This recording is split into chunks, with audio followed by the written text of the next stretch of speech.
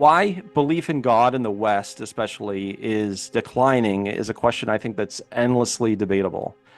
For a growing number of skeptics, it seems that positing the existence of an all-powerful being somewhere up there who dictates his will and controls outcomes stretches the lines of credulity. It really doesn't fit how we experience the world around us. It really doesn't fit our observations of the world around us. So I'm not surprised to see theistic belief on the decline. But I also don't think that a wholesale rejection of God is necessary in order to jettison the concept of this all-controlling deity that has been popularized. So in my book, I argue that it's the concept of supernaturalism that must go. So what are we talking about when we're talking about supernatural theism? I tend to gravitate towards the definition of a process thinker, and his name was David Ray Griffin. And he says it's the idea of a divine being who can, and perhaps does, occasionally interrupt the world's most fundamental causal processes. Basically, what he's rejecting here and rejecting supernaturalism is the type of God who can single-handedly control outcomes. So when I'm talking about theism, I'm definitely not rejecting theism, but I'm rejecting a certain type of theism, or maybe an orthodox theism that posits God as this all-controlling deity who is somewhere out there in the universe. But the four things that I draw out, the biggest one for me is the problem of theodicy, or why, what is the explanation for all the evil that happens in the world in light of the presence of a good God? Certainly we look at things like the Holocaust, we look at things, like tragedy on global scale, like wars and things like that. But then we also look at the personal. We look at rape and murder and sickness, and all of those things. And we say that if God is in control of all things, why do these bad things exist? Why doesn't God do something about them? And so theodicy, married to a omnipotent God who is able to do all things, control all outcomes, and determines all things, again, for me, didn't make intellectual sense. I couldn't marry that. I couldn't find the reason for the greater good behind these occurrences. And I think a lot of people probably fit in that same camp, feel the same way. Another reason why I think supernaturalism really comes into question, and this is, my background as well. In fact, my day job is I'm a pharmacist. I have my doctorate in pharmacy.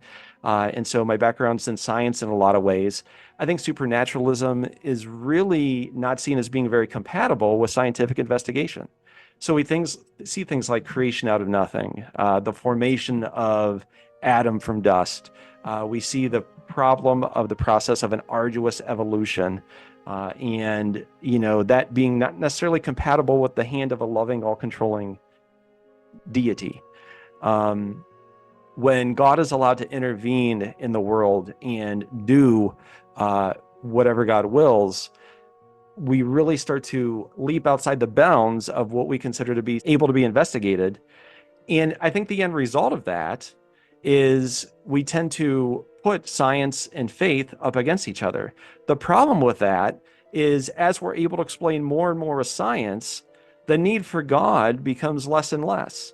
And so I would argue that the idea of supernaturalism inherently results in a small God, because it creates a thought process of the God of the gaps, where God is just someone who fits into what science can't explain, because science and faith are inherently opposed.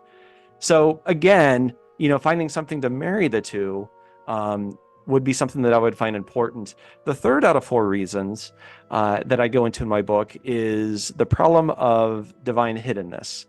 And so this is something that J.L. Schellenberg posited, but it's something that's been around for a long time.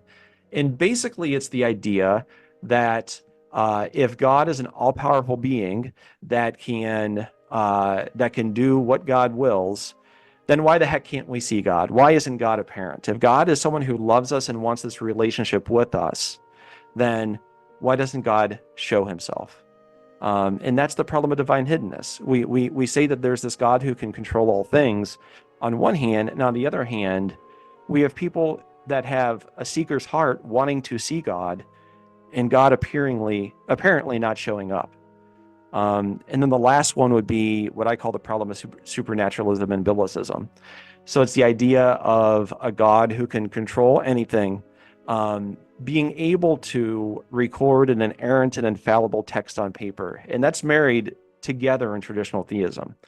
So I connect inerrancy, to supernaturalism, because why wouldn't God pen a perfect text if God was able to? But when we look at the Bible, we see things that are, we find to be really counterintuitive to what we would see as being a loving God. So we see divine violence. We see the Old Testament being full of times where God commissions murder and genocide. We see punishment and murder and rape and all of these things happening. The Jews doing to their enemies, being something that is advocated for and commissioned by God. And that's something that we don't necessarily find as being compatible with what we see as a loving God. And we also see contradictions in the biblical texts. I mean, we can look at, the crucifixion story. We can look at the time that Jesus was crucified, the colors of Jesus's robe, the words of Jesus, who carried the cross. All of these things are very different from gospel to gospel account. And so if we posit a God who is able to pen a perfect text onto paper, it's really, I think that concept is really incompatible with the text that we have. So looking at theodicy, incompatibility with scientific investigation, the problem of divine hiddenness, the problem of biblicism and an inherent Bible, these are reasons why I feel compelled to address the problems that supernaturalism creates.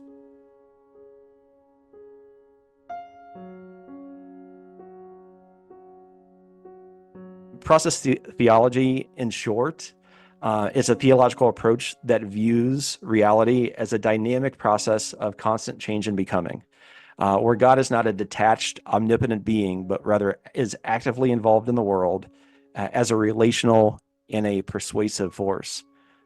So as I said, process thinkers like Alfred North Whitehead, David Ray Griffin, John Cobb, they advocate for precisely this type of theism. And so for them, God is a partner, not a potentate. God is relational, not a ruler. God leads dynamically and not by decree. Process thought makes this possible because it conceptualizes God as inherently relational. It sees the God of traditional theism as incapable of having or allowing the freedom that it takes to live in harmony with creation and enter into a loving partnership with it. Chiefly, process naturalism solves the problems of theodicy, scientific compatibility, divine hiddenness, and biblicism because it's able to shed itself of the singular theological concept that traditional theologies inherently embrace, and that is omnipotence. So in process thought, all things are in a state of constant change and becoming. In fact, when we look at process thought, we inherently replace the idea of substance with the idea of experience. And we would say that experience is more fundamental to all things than that which they are comprised of, that the substances which comprise them. So because experience is so fundamental to all of us, what we experience and the things that experience around us are all interrelated. So everything is affected by and affecting and being affected by each other. And what's more, process theism says that God is not the exception to the natural law, but is considered a chief exemplification of it. So as already stated, process theists don't see God as omnipotent, but this does not mean that they see God as impotent.